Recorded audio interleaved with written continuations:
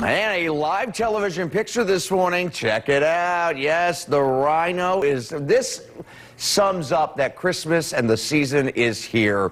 The rhino is about to be lifted up there at the Cincinnati Zoo and Botanical Gardens as we get ready here in a couple weeks for Festival of Lights kicking off. And get that rhino head up there. That is the true symbol of kicking off the holiday season. We'll talk more about that coming up. Stay tuned. That's a live look, 9/11 right now. I want to bring in Sharon this morning. She's an international etiquette expert and author.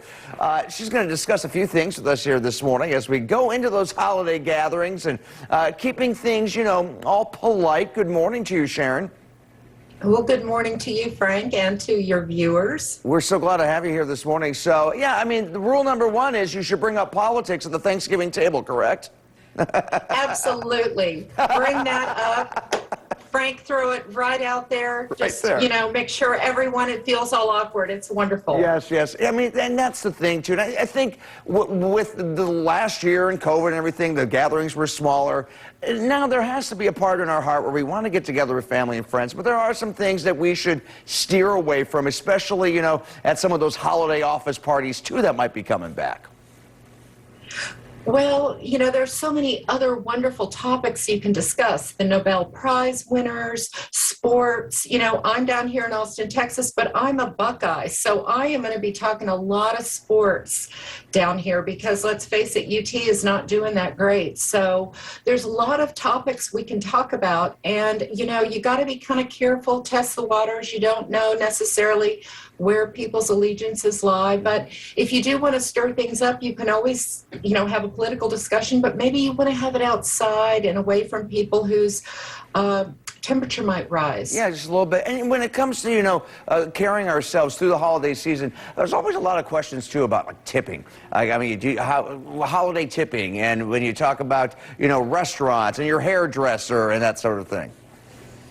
That's right, because this is the season of gratitude. It's whenever we express our thanks to those people who have taken care of us all year. And during the pandemic, we have become a lot more appreciative of those people who have risked a lot out there, you know, doing things for us, that we have turned into a lot more of a service industry where we really appreciate those people doing curbside delivery, taking care of us with our groceries. So people have increased the amount that they're willing to tip. But the number one rule, Frank, is never tip more than you're financially able to. Always budget and prioritize the people that you're willing to tip.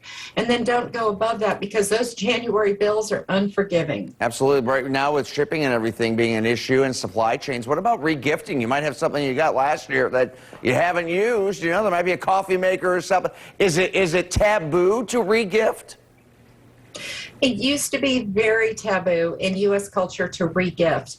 With us wanting to be more ecologically savvy, for us to want to save the environment, it's not as taboo anymore, especially if it's in the original wrapping. The seal is still on it. And, Frank, you can't use it. You can't go out there and use that coffee maker for the whole year and then say, oh, my gosh, you know what, I'm going to regift it. Let me just clean the grounds out of it. That would be a faux pas.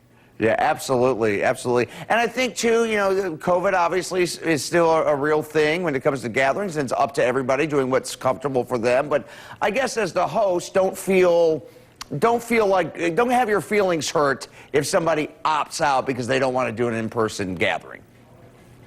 That's right, because the guest is the one that has the real power. The guest can say, you know, I'm not going to come, or the guest can also pick up the phone and call the host. The host should really let the guests know, I'm going to require vaccinations, I'm not going to require them, I'm going to require masks. And if the host doesn't let folks know that, then the guest can pick up the phone or send a text or an email and say, hey, what are the ground rules? Yeah. I need to know, because I'm going to make a decision whether I'm going to attend or not. And nobody should be offended. Hey, you know, we need to know the rules of the game. Yeah, we went to a Halloween party, actually, and they did a great job at that. They said, okay, we're going to have an outdoor area, an indoor area. Do what, don't want to come, it's cool, but do what you're comfortable, which is great. Just be forthright with those on the invite there. Well, thank you so much, Sharon. We really appreciate it. My pleasure. Happy holidays to you and everyone. Looks cloudy there in Austin this morning.